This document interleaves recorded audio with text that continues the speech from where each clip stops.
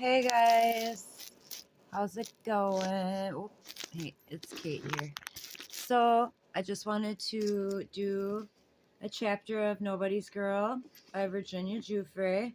We are on chapter 19, which is Down Under. So, I'm going to start it pretty quickly here because it's kind of long. So, let's just get to it. And I'll try to do my best accent if I can, okay? Let me get my Grinch hood up. My reading hood up. Alright, how's that? Do I look okay? Do I look... Somebody said something in the comments today. I had to, well, I did take a shower. So that was very nice. Thank you. You know who you are. Somebody left a comment, and I did remove it because it wasn't appropriate, and it was also kind of rude. So anyways, I will do that. No shame in that. I admit it. All right, anyways, I don't know why. It was because I was all dirty. I was a week and a half. Come on, give me some fucking leeway here. Anyways, enough talking about me. So chapter 19, Down Under. When I picture myself during my first few days in Australia, I have to laugh. I'm standing behind the stove at my in-laws. I hope you guys can hear me. Where was I? At my in-laws' kitchen, learning how to make coffee the Italian way, one strong cup at a time. I pour water into a tiny silver percolator, then spoon finely ground coffee into the sieve-like reservoir, through which hot water will soon flow. It's a cozy scene except for what I'm wearing, a skimpy undershirt and Daisy Duke cutoff shorts with my thong underwear protruding from my waistband. To see me, you think I'm trying to show off my body, but that isn't right. While an Epstein's employee, I'd been encouraged to wear clothes that made me look even younger than I was. Now, no longer Epstein's captive, I was a wife, a grown woman, but I still felt and dressed like a teenage girl. Who does that? Not me. No, not me. I didn't have the slightest idea how an adult version of me should look. I don't even want to know. No, I'm just kidding. When I moved into Frank and Nina's house, that was just the beginning of what I didn't know. I had never loaded a dishwasher. Well, I'm not that bad. For example, or scrambled an egg or separated. It's not like I've never been on my own, okay? I can just hear people or whatever. Anyways, okay, I'll keep going. Sorry, I got like too much shit going on in my head. All right. Scrambled egg or separated laundry into darks and lights. I never opened a bank account or filed income taxes or made a good cup of coffee. The list went on and on. Sometimes the weight of my ignorance overwhelmed me. Is adulthood, I wondered? And I think she meant to say, was this... Oh no, what is adulthood, I wondered, and will I ever master it? What is it to be a wife? It would take time for me to figure out the answers. Our first weekend in Australia, Robbie took me camping in Hunter Valley, north of Sydney, with a group of his friends. The place is one of the country's major wine regions, but we had so little money that Robbie decreed we were there to rough it and enjoy the natural beauty, not to sip Shiraz. I was good with that until I saw where we were sleeping, a ramshackle shed. Oh, dude, I've been there. One of my friends used to live out in Colorado, and she lived in a shack, and it was a straight up shack. Like, not, oh my God, I couldn't believe it. It was like a pantry in a kitchen. That's how big, it was like very tiny, and it looked like a pantry. Anyways, the place, where we were sleeping that weekend was quite an introduction to my new country. Yes, we saw a few Aboriginal cave paintings, but the weather was freezing, and the only kangaroo we spotted appeared to have been dead for months.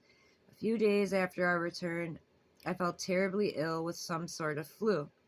When I spiked a fever, Robbie was at work. He had gotten a construction job. I felt awful, clammy and hot.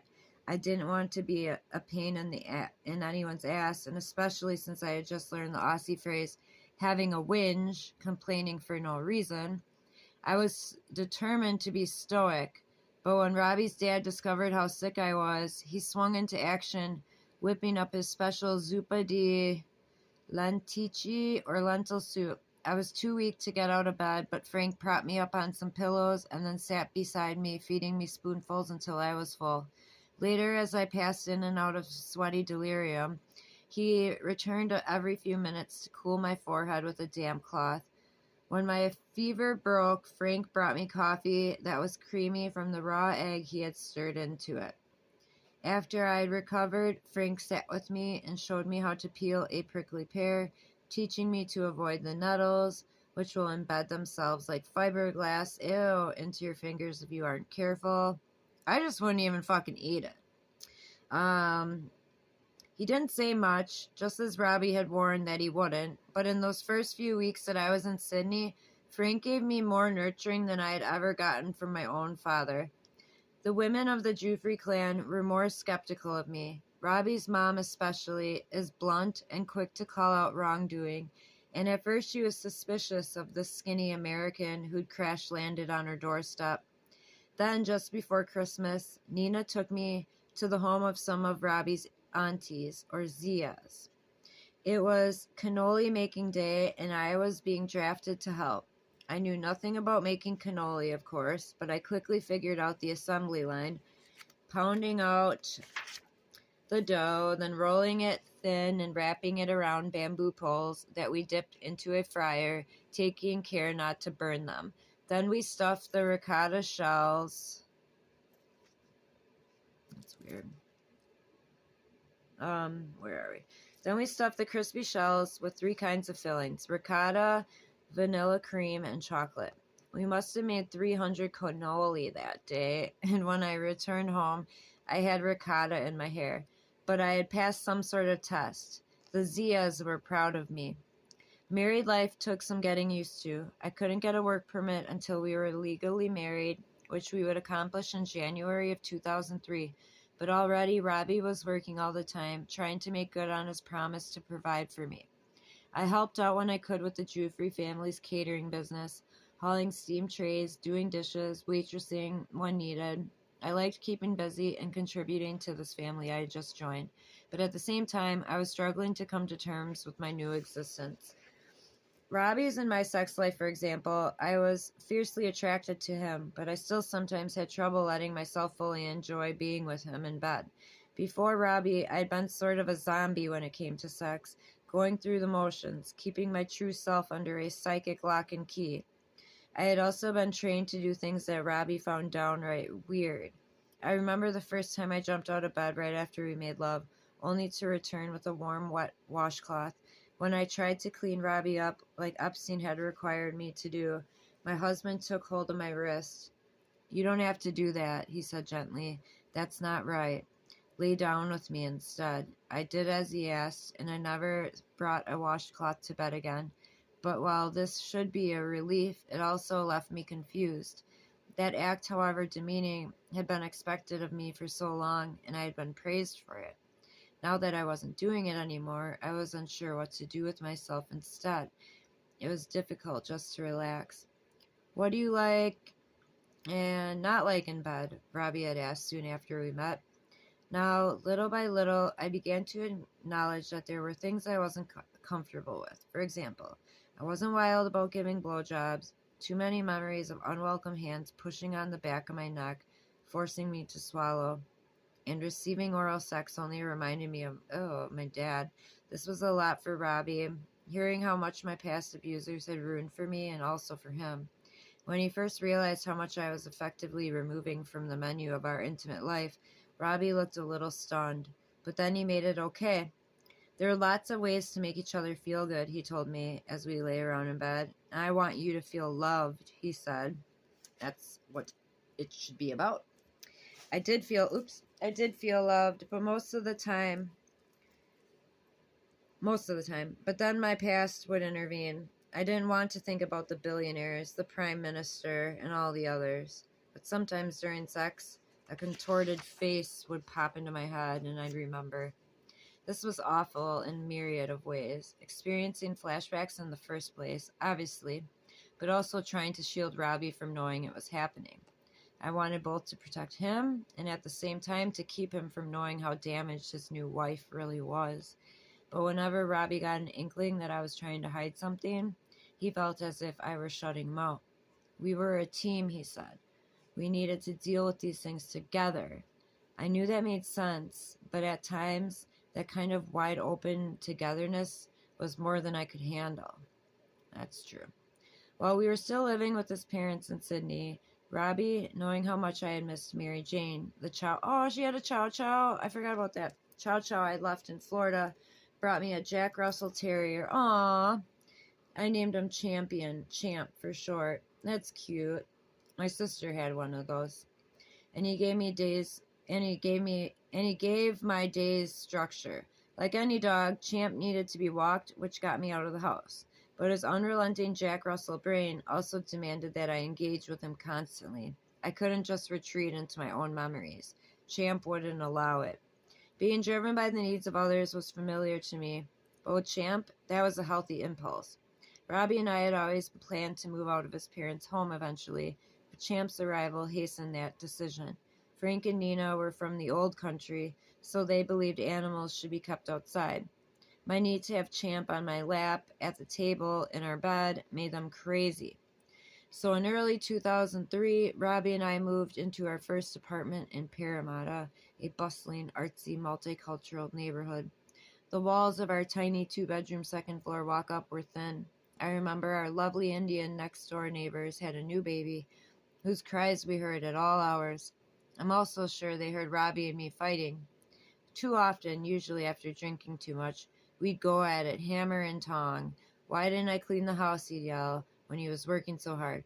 Why couldn't he come home earlier, I'd scream, when he knew I was so lonely. Sometimes he'd call me on his lunch break and I'd just be waking up.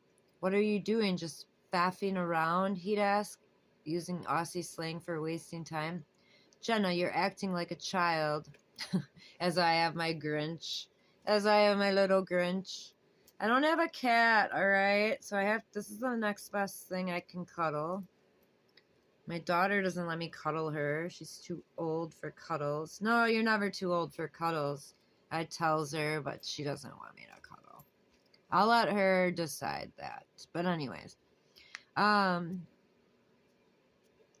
you're acting like a child. That made me angry, but the truth was that in some ways I still was a child. A perfect example. We were so poor that at first we couldn't even afford a sofa, but Robbie skimped up and saved, and one morning before he left for work, he gently nudged me awake. I know how much you love shopping, he said, stroking my face. Go out today and buy us some furniture. He handed me $1,000 in cash. This won't get us much. You'll probably need to go to a secondhand store, but it'll be a start. That night when he came home, I proudly showed him what I bought for us, an Xbox game console. Jenna, are you kidding? Robbie said, trying not to laugh or explode, or both. I thought it'd be fun, I said. It comes with 2 controllers so we can play together. But we have nowhere to sit, Jenna. What were you thinking? I felt embarrassed and defensive.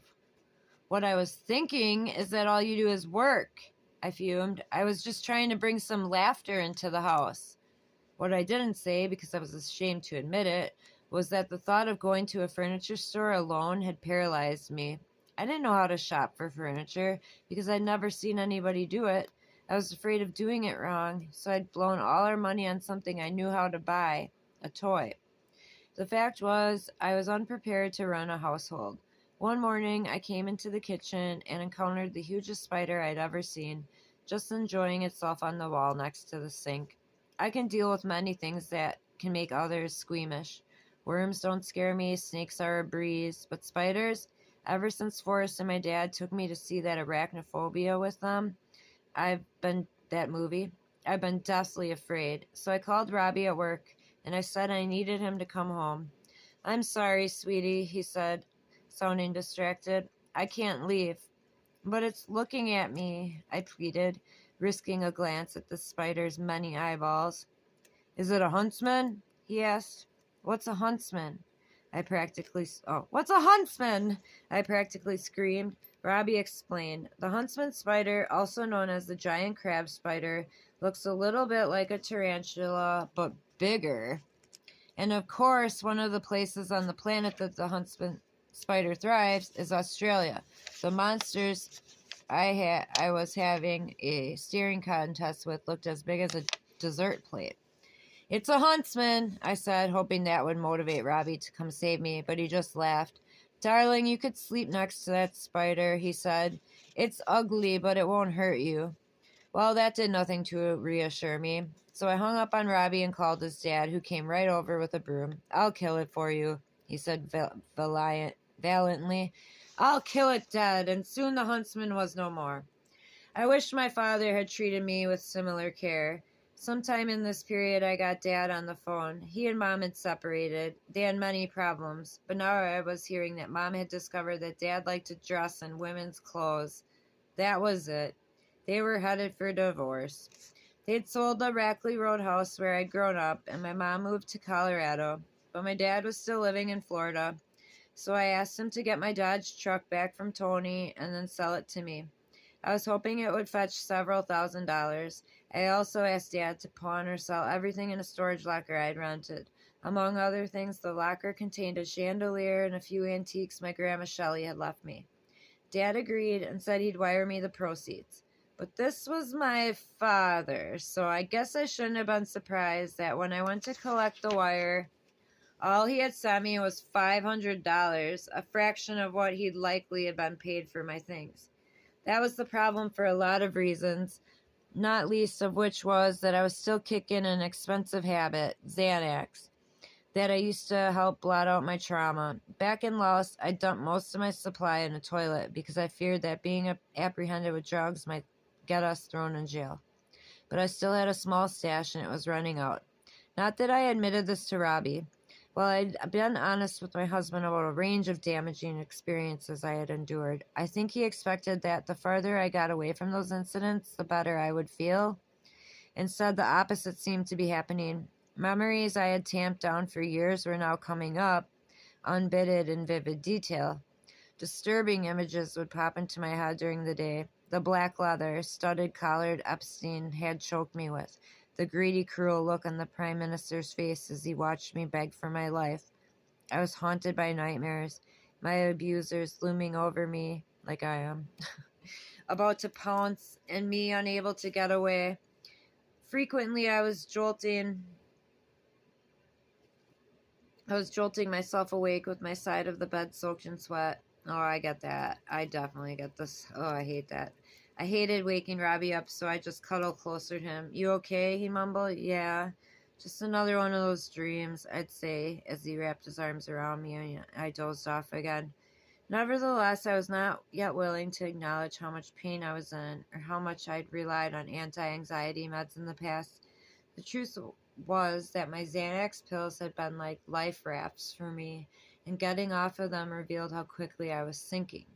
One day, Robbie came home from work and found me sitting on the floor in the corner of our apartment, surrounded by blood and broken glass. I had been cutting myself. I wasn't trying to kill myself, but instead using the clarity of inflicting my own pain to quiet my raging demons. Robbie took one look at me and called his mother. He told me later that he could just tell by the look in my eyes that this was a mom moment. When Nina arrived, she swooped in like a bosomy angel, kicking the shards of glass away and taking me into her arms. She must have held me for an hour, rocking me and telling me it would be all right. Then she took me to the bathtub, stripped off my clothes, and tenderly washed me as if I were her own child. Once again, Robbie's parents were giving me what I had been missing since I was a tiny girl. I would have understood if Robbie had felt angry about how utterly I was falling apart, but he was more sad than mad. Sometimes he'd reference the roller coaster that we were riding together by joking that first we got married, he didn't know me from a bar of soap, but he usually was hugging and kissing me when he said something like that. He constantly told me how lucky he felt to have found me. Still, I knew he was frustrated, and so was I. Once I felt as if I was moving 2 steps forward and 1 step back. As I put distance between my abusive past and my non-abusive present, I could at times feel waves of peaceful energy and hope. But then that serenity did something I wished it wouldn't. It was as if my feeling safe cleared a path for some of the most awful memories, ones that I'd locked away for years, to come to the forefront of my mind. When you're fighting for survival, you don't process trauma, you bury it. Well, now that I was surrounded by love, all that ugliness had decided it had been buried long enough. Memories of Epstein tortured me. He'd been so particular about how girls looked.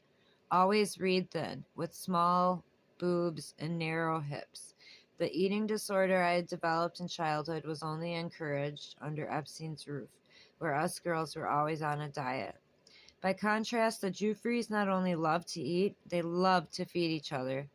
I'll cook for you, sweetheart, and you'll eat everything I cook, Robbie promised when he discovered that my diet consisted of 3 things: pizza, buttered toast, or nothing. That's funny. That's how I am. Although I was pizza, dinner roll, or like a candy bar. It would take years, though, for Robbie to win that battle. Yeah, you're never going to win that battle with eating.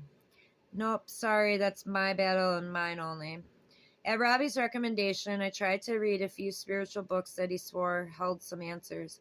I saw immediately why he liked The Way of the Peaceful Warrior, a book that changes lives by Dan Millman, 1980 autobiographical novel that endorses meditation, mindfulness, compassion, and acceptance. It started off with a quote from a collection of Buddhist scriptures. Warriors, warriors we call ourselves. We fight for splendid virtue, for high endeavor, for sublime wisdom, and therefore we call ourselves warriors. That made going into the battle sound like a sacred act. I also tried to read Illusions, The Adventures of a Reluctant Messiah by Richard Bach, the Jonathan Livingston Seagull guy. That one was just too woo-woo for me. Woo-woo. I told Robbie, these kinds of books love to talk about seeing colors and auras and rainbows, but I'm just trying to figure out my next step. I drew more comfort from being outside. Robbie's dad had a huge fig tree in the backyard that he was very proud of. In the late spring, the fruit was abundant, not to mention delicious. But more resonant to me was how the tree changed with the seasons. Sometimes there were so many figs that they fell on the ground, creating a fruit carpet that squished underfoot. That would be my worst nightmare. Yuck. Fuck fig trees. Hashtag fuck fig trees. Other times the tree looked almost naked. Whenever we visited Robbie's parents, I took a moment with that tree. I don't mind if you have a tree, whatever. I love trees. Sorry. Didn't mean to be treeist, but I hate fruit. I am a racist with fruit. Or I'm not a racist. I don't like fruit. I have a phobia with fruit. The fruit phobia. I don't know why I said racist. Anyways, when we arrived in Australia, I had insisted upon an unlisted phone number. Even with my new last name, I suspected Epstein and Maxwell could find me if they wanted to, and I wanted to take every precaution. And those precautions were working, at least for the time being. Still, while I had no direct connection with Epstein, he intruded. One day, I walked by the living room as my mother-in-law was watching television. There on the screen was an actress who had once been one of Epstein's victims, like me. Now, there she was on Nina's TV. "How do you know her?" Nina asked, seeing my stunned face. I didn't know what to say, so I turned and left the room. Then in March of 2003, Vanity Fair magazine published a lengthy profile titled The Talented Mr. Epstein. Ew. I don't remember exactly when I first read it, but I do recall being shocked by its gushing tone. Epstein was, described as good-looking, charming, very generous, and like a king in his own world. His Manhattan townhouse was like someone's private Xanadu. There was a reference... Oh my God, I can't talk. There was a reference to Epstein's love of women, mostly young, and a description of his complicated past, a reference to some of his questionable financial dealings. But the article said many people had commented that there is something innocent, almost childlike about him. "Oh, is that what you call it?" I asked out loud. "Innocent? Then I threw the magazine across the room. That's ridiculous. I'd be pissed too, seeing that. Alright, I can take this off. Yeah, that's fucking crazy. I gotta look back at that. 2003, huh? I guess I thought it was 2009 when he got busted, but he's been around for a while. I never knew about Epstein until 2020. My baby daddy was like, "Did you hear about Jeffrey Epstein?" And I was like, "Who?" And he's like a financier or whatever, financial guy. And I'm like, finance guy. And I was like, no, I don't know anything with that. I don't pay attention to that. Now I do, but I didn't then. So it's opened up a whole new world. And so that's why I wanted to read this book, because it's like, well, she's, a victim. She's been through it. I want to know firsthand account. And I kind of want to know, like, what my gut's telling me. Like, and I feel like for the most part, she is being truthful. I don't think she is being, like, lying really about it. She's not giving names that I think she could give names. Otherwise, maybe she really doesn't know the names, and then that maybe creates a little bit of doubt in my mind. But no, she definitely was a victim. I'm not saying she's not. Just like some stuff, like when she said, Nina asked how she knew the lady, and she just kind of left the room. I guess she doesn't want to tell her, but she could have said something, because leaving the room would actually make it look more odd to me. But anyways, that was the end of chapter 19, Down Under. So she just moved to Australia. She's experiencing married life. It's not all dreamlike, they thought. They're starting pretty much from the ground up, but they're building a foundation, and hopefully it's a strong one. But, and it was, for the most part. She was, I think, divorcing him, or in the middle of maybe divorcing him towards the end of her life, or thinking about it, but she died before that could happen. So anyways, the next chapter is chapter 20. And that is called Welcome to the World. And that is pretty long. Let's see. Oh. Pretty much just, same amount of time as this one. So we will do that soon enough. I'm sorry, this was like almost 2 weeks, you guys. I totally let a week slide. I think with 4th of July and everything, I just got busy, or like blindsided in a way. I forgot about the book. But anyways, I hope you all had a good 4th of July celebrating America's 250. I was okay. They went to the fireworks without me, so that kind of sucked. But I'm glad that they had a good time. And, I don't know. It's cool. Whatever. Maybe shit will change down the line. Hopefully it does. All in all, I'm just gonna shut up, tell you guys about it, because you're my video diary. And, I guess I'll see you soon, or I'll get to that chapter as soon as I can, alright? Alright, love you guys. Peace out. Sheila's.